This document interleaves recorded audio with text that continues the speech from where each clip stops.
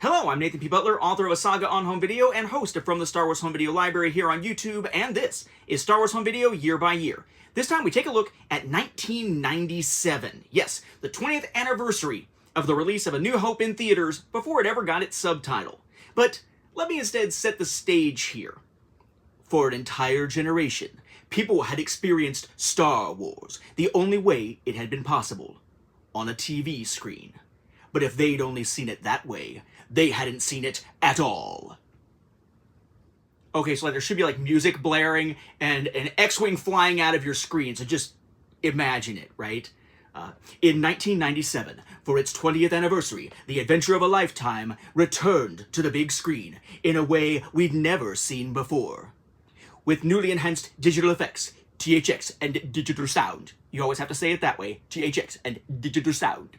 And a few new surprises, which would be incredibly divisive in the long run. That's right, 1997 was the launch of the special edition version of the original trilogy. The original special edition version before it was tweaked multiple times over the years beyond that point. We had known going into the THX Remastered Edition in 1995, which of course was based on the Definitive Collection LaserDiscs in 1993, that it would be our last time to catch the original version of A New Hope, or a pre-special edition version of A New Hope to be more clear, before it would be transformed into a special edition shortly thereafter. The original, one last time. But it became clear as we got closer to 1997 that it wasn't just A New Hope that was getting a facelift, it would also be The Empire Strikes Back and Return of the Jedi, the entire original trilogy, which would release in theaters with some changing release dates in January, February, and March of 1997. And we had seen a pattern in the past. It took 5 years for A New Hope to hit home video after theatrical release, it took 4 years for Empire, 3 years for Jedi, and it still wouldn't happen immediately for The Phantom Menace in the near future, but at least in the case of the special editions, perhaps owing to how early in the year they were released in theaters, they actually got a home video release in the same year they were in theaters, in August of 1997. At least in the US, it was staggered in other parts of the world. And yes, this was a pretty divisive thing.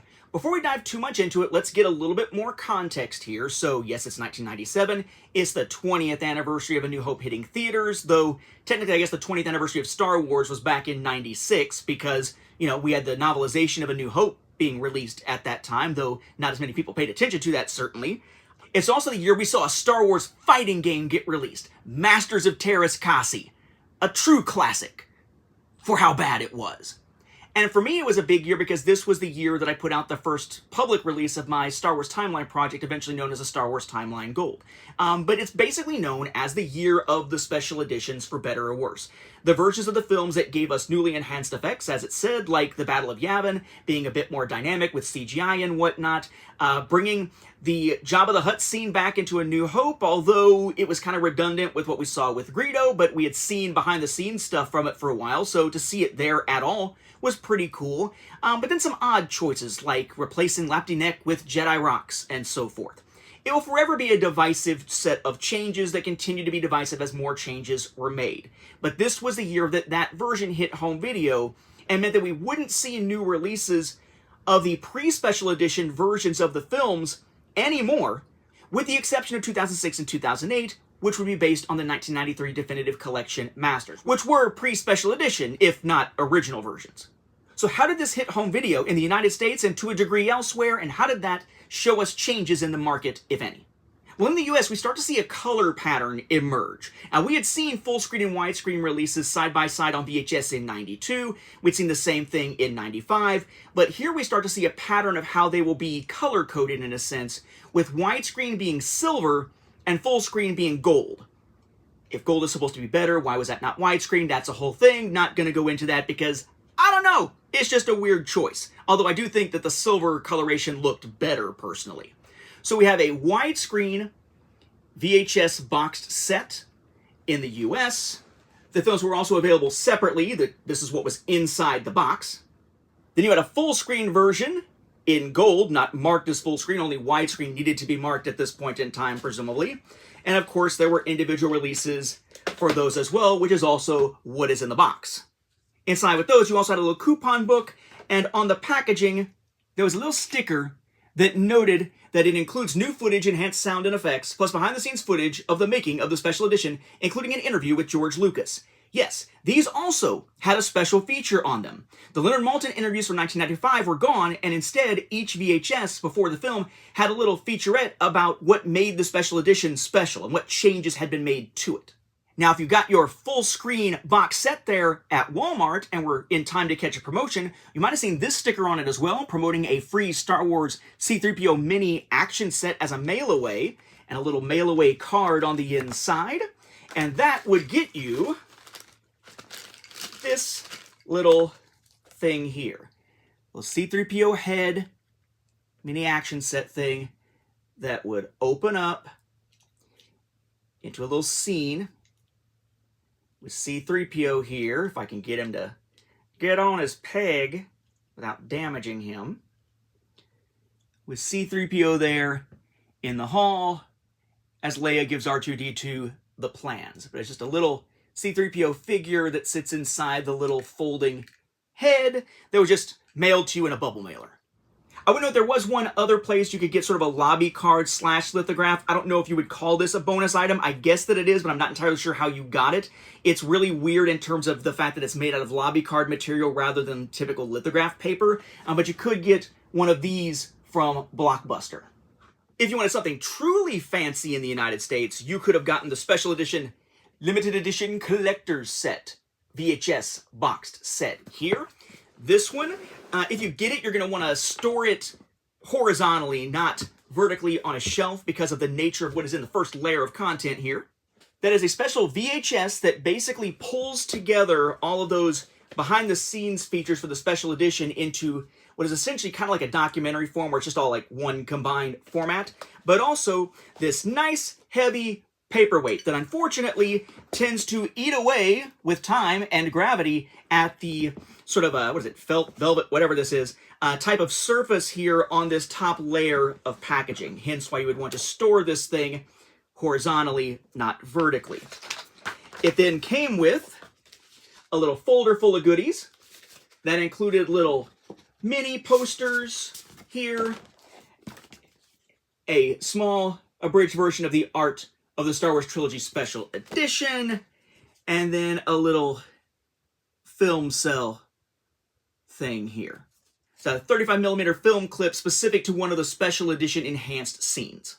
Inside, you had all three of the widescreen versions of the films, but those are not exactly the same thing as what you would see in the widescreen box set or individually because they do not have that featurette about what makes a special edition special on any of them because, again, they were already combined into that separate VHS in the top layer of the packaging. I would note also, by the way, that these were a limited edition, and the limited edition number out of 40,000 would be on the back of your paperweight. Alongside VHS, you can also get a LaserDisc set that looks a lot like that special VHS set. You could not get the LaserDiscs separately in the United States, but they're all included here inside this special box set. What's weird about these is that for each one of these, there were 3 sides per film. The first 2 sides tended to be CLV, extended play. The last side for that film would be CAV. That applied to A New Hope and Empire. For Jedi, the last side was still CLV, but it did include some extra stuff. In that case, it was those featurettes about what makes a special edition special all just kind of combined there into the end of this package, since it was all being sold together. I would also note this is the first set to have Dolby Digital 5.1 sound. And unfortunately, most noteworthy about this set, it was the last. This was the last American LaserDisc release for Star Wars. After this point, LaserDisc would still survive, mainly in Japan, but in the US, no new Star Wars releases to speak of. Speaking of Japan, yes, they got their own LaserDisc set as well. Pretty nice looking here. Nice Velcro opening to get to the discs and everything. They thankfully have at least one more Star Wars film release in them over in Japan, although we would see a reissue of those in 2000. The UK also, LaserDisc set looks a little bit similar to the Japanese one, but not as fancy with the Velcro or anything. The UK did get a widescreen version of the VHS set and a full screen version of the VHS set, mostly like the US, though you would see the the different rating there. But remember, usually in the UK, when you got VHS releases, they were in clamshells. These were just in the regular packages. They're the same size as what we see in the US. But you could get them individually in clamshells. Like so. These are a lot harder to come by today than the box sets. What's probably most notable out of the UK is some promotions that they had. If you went to HMV, you could get a first day release little numbered certificate and a poster to go with the release. Even cooler though, if you went to Virgin Megastore or one of the Virgin Group Our Price stores, you could actually get a special little Obi-Wan Kenobi. It's a Ghost of Obi-Wan Kenobi figure in a special limited edition numbered box. This is the same figure that was done through a Frito-Lay promotion in the US, except it came in a little white box. Here is actually in its own kind of special packaging for the UK. So yes, 1997 was a huge year primarily because of the special edition trilogy. But there were a couple of more that we need to take a look at here to round out the year that are milestones, at least for, say, the American market. Remember, the American market never got the entirety, or even close, of Ewoks or droids. Instead, we got basically some quick little VHS releases from J2 Communications where there was one redundant episode. In the case of droids, it was 4 episodes on 2 double-length editions, 1 on a separate cassette, and it was basically the first half of 2 completely different arcs. For the Ewok stuff, a similar pattern, except in that case they don't have arcs, so it was just kind of 2 episodes here, 2 episodes there, and then 1 duplicated episode, and a cassette that had label issues and whatnot. We looked at all that in 1990.